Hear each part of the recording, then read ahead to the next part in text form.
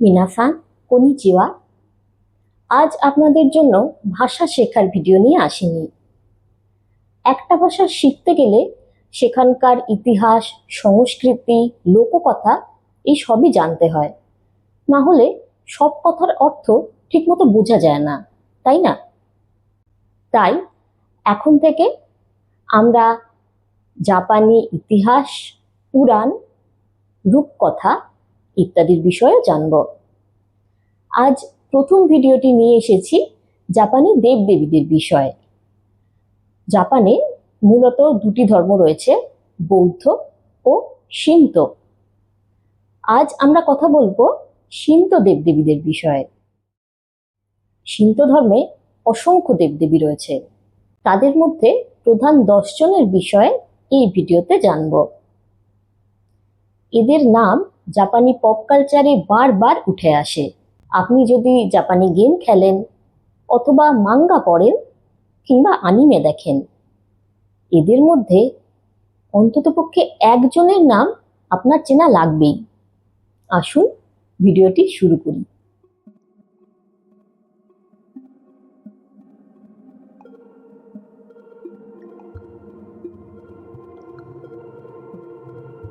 জাপানের পৌরাণিক কথা অনুযায়ী ব্রহ্মাণ্ড সৃষ্টির সময় প্রথম যে দেবদেবী বা কামিরা নিজে থেকে আবির্ভূত হয়েছিলেন তাদের একসাথে কোতোমাৎসু কামি বলা হয়। প্রাচীনকালে এরা নারী বা পুরুষ কোনোটাই ছিলেন না, এমনকি বহু ক্ষেত্রে মানুষের রূপও দেওয়া হয়নি। যদিও মধ্যযুগে এদেরকে স্ত্রী বা পুরুষ হিসেবে কল্পনা করা হয়েছে। এই কোতোমাৎসু কামিদের থেকে পরপর 7 প্রজন্মের দেবদেবী জন্ম নেন। প্রথম 2 প্রজন্মে কেবল একজন করে দেবতা জন্মান। তৃতীয় থেকে 7ম প্রজন্মে একজন করে দেবতা ও একজন করে দেবী জন্ম নেন। এই 7ম প্রজন্মের দেবদেবী হলেন ইজানাগি ও ইজানামি। স্বর্গীয় বর্ষা দিয়ে সমুদ্র মন্থন করে এই ইজানাগি ও ইজানামি জাপানের দ্বীপগুলির জন্ম দেন। এরপর তারা অসংখ্য দেবদেবীরও জন্ম দেন। এরপরে আমরা যে দেবদেবীদের বিষয়ে জানতে চলেছি তারা সকলেই ইজানাগি ও ইজানামি থেকে সৃষ্ট হয়েছেন। আগুনের দেবতা কাগুতসুচিকে জন্ম দিতে গিয়ে ইজানামির মৃত্যু হয়। ইজানামির মৃতদেহ থেকেও অনেক দেবতার সৃষ্টি হয়। এরপরে ইজানাগি 3 প্রধান দেবদেবী আমাতেরাসু, সুকিয়োমি ও সুসানোর জন্ম দেন।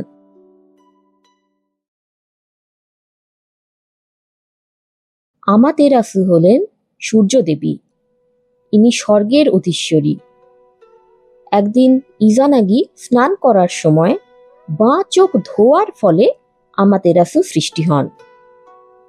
দেবী আমাতেরাসুর বংশধর ছিলেন জিম্মু, যিনি জাপানের প্রথম সম্রাট হন।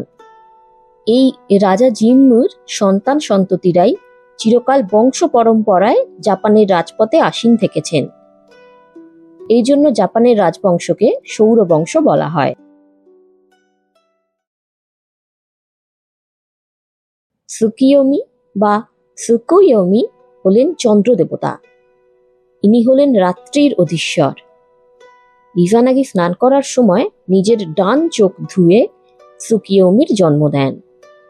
সুকিয়োমি খাদ্যের দেবী উকেমোচিকে হত্যা করার ফলে দিদি আমাতেরাসু তার সঙ্গে সম্পর্ক ছিন্ন করে দেন।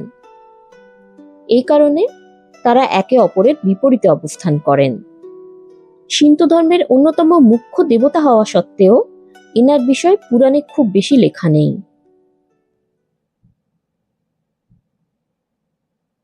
সুসানো হলেন ঝড়ের দেবতা তথা আমাতেরাসু ও সুকিয়োমির ভাই। ইজানাগি নাক পরিষ্কার করার ফলে সুসানো জন্মান।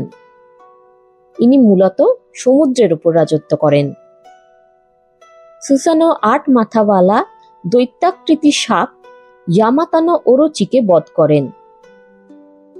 এরপর তিনি ওরোচির মৃতদেহ থেকে কুসানাগি নামের একটি তরবারি খুঁজে পান। সেই তরবারি দিদি আমাতেরাসুকে উপহার দেন। পরে এই তরবারি আমাতেরাসুর বংশধর তথা জাপানের এক সম্রাটের হাতে যায়। কুসানাগি তরবারি আজও রাজ পরিবারের সংগ্রহশালায় রয়েছে, যদিও সাধারণ মানুষকে সেটি দেখতে দেওয়া হয় না।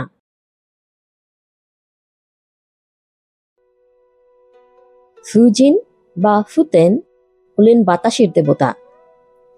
ইজানাগির স্ত্রী ইজানামির মৃত্যুর পরে তার মৃতদেহ থেকে ফুজিনের জন্ম হয়।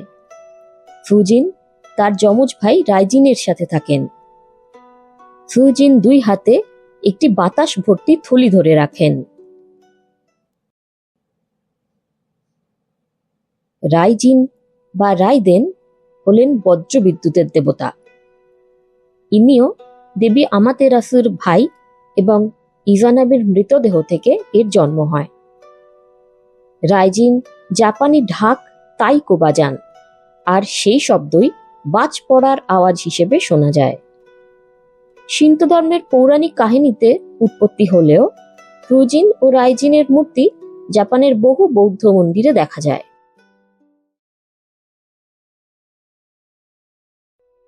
হাচিমান হলেন যুদ্ধের দেবতা। 2য় শতাব্দীর রাজা ও জিনের আত্মাই দেবতা হাচিমানে রূপান্তরিত হয়েছে বলে মনে করা হয়। একসময় সামুরাই বংশগুলি হাচিমানের পুজো করত।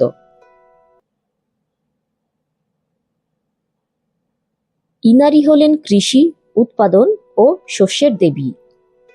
ইনারির উৎপত্তি সম্পর্কে তেমন কোনো পৌরাণিক কাহিনী নেই। কেবল এটাই বলা হয় যে জাপানের দ্বীপগুলি সৃষ্টি হওয়ার পরে মানুষের খাদ্যাভাব দূর করার জন্য তিনি স্বর্গ থেকে মর্তে শস্য দানা নিয়ে এসেছিলেন। দেবী ইনারির সাথে সাদা শিয়াল থাকে। রিউজিন হলেন সমুদ্রের দেবতা। ইনার চেহারা জাপানি ড্রাগনের মতো। ইনি সমুদ্রের তলায় বাস করেন ও জোয়ার ভাটা নিয়ন্ত্রণ করেন। জাপানের সমুদ্রবর্তী এলাকা যেখানে মানুষের প্রধান জীবিকা মাছ ধরা, সেই সব জায়গায় রিউজিনের পুজো করা হয়।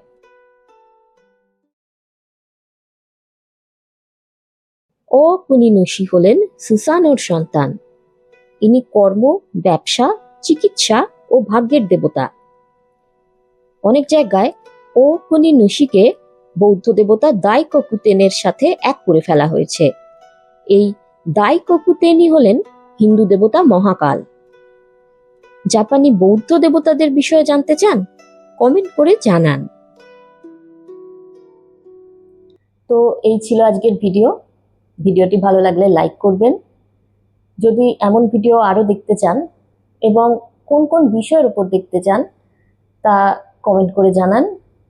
আর অনুগ্রহ করে চ্যানেলটিকে সাবস্ক্রাইব করবেন, তাহলে এমন ভিডিও আমি আপনাদের জন্য আরো বানিয়ে যেতে পারবো। দোমো আরিগাতো গোজাইমাশিতা।